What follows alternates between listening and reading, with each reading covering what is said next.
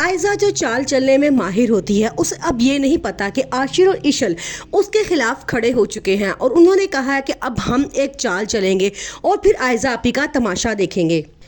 इशल का mobile phone पानी में गिरा देने के बाद अब आयजा बहुत खुश है, क्योंकि वो सोचती है कि उसके खिलाफ तमाम सबूत ख़त्म हो चुके हैं। लेकिन उसको अभी ये नहीं पता कि इशल उसके साथ करने क्या वाली है। इशल शयान से मिलने का फैसला करती है और उसे हर तरह से यकीन दिलाने की कोशिश करती है कि वो उसके साथ है। उसका मकसद सिर्फ ये होता है कि आयजा के खिलाफ जितने सबूत हैं तमाम इकट्ठे कर लिए जाएं और असद भाई के सामने रख दिए जाएं। शयान को जब पता चलता है कि इशल उसे मिलने आ रही है तो वो बड़ा खुशी में आयजा को मैसेज करता है और बताता है कि इशल मुझसे मिलने आ रही है। अब आयजा फैसला करती है क्यों ना असद को वहाँ लेके जाया जाए जहाँ पे ये दोनों आपस में मिलेंगे और सारे सबूत दिखाए जाएं।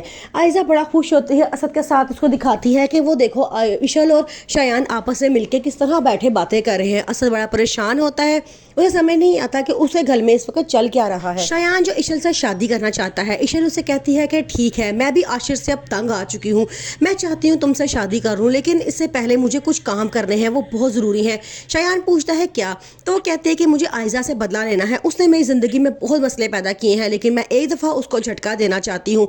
तो शयान उसे वादा करता है कि वो हर तरह के सबूत आयजा के खिलाफ उसको देगा ताकि आयजा को मजा चखाया जाए। लेकिन उसके बाद वो उससे ये वादा भी लेता है कि फिर तुम मुझसे शादी करोगी। अब जैसे ही असद और आयजा घर पहुंचते हैं, वो आशिर को बुलाते हैं और कहते हैं कि इशल कहाँ है। आशिर कहता है कि पता नहीं, अपने रूम में होगी। वहीं से इशल फौरन घर के अंदर एंटर होती है और वो पूछते हैं कि तुम कहाँ से आ रही हो। इशल बहाना बनाने की कोशिश करती है तो असद उसे कहता है कि मुझे पता चल गया है कि तुम शयान से मिलने के लिए गई थी और उसी से मिलकर आ रही हो। आशिर जो सारी बात जानता होता है, जान के सबके सामने इशल को डांटता है ताकि उनको यकीन आ जाए कि ये लोग किसी किस्म का ड्रामा नहीं कर रहे। अनाया की मम्मा रूहान को समझाने की बहुत कोशिश करती हैं और कहते हैं कि अपना बसा बसाया घर खराब ना करो। जो कुछ था वो अनाया का माजी था, अब उसका हाल और मुस्तकबिल तुम ही हो। लेकिन रूहान उसकी कोई बात सुनने को तैयार नहीं होता। वो कहता है मैं क्या करूँ आंटी, मेरा दिल और दिमाग एक दूसरे का साथ नहीं देते हैं। इशल जो अच्छे दिल की लड़की होती है, हालांकि वो ये बात जानती होती है कि आयजा शयान का साथ दे रही है, लेकिन ये फिर भी असद को नहीं बताती। आयजा बहुत परेशान है क्योंकि शयान उसे बार बार कॉल करके तंग करता है और कहता है कि मेरा काम पूरा करो, नहीं तो मैं तुम्हारी सच्चाई सबके सामने ले आऊँगा, तुम्हारा घर बर्बाद कर दूंगा। आयजा भी परेशान है कि ऐसी क्या वजह है जो शयान इशल और आशिक की तलाक चाहता है।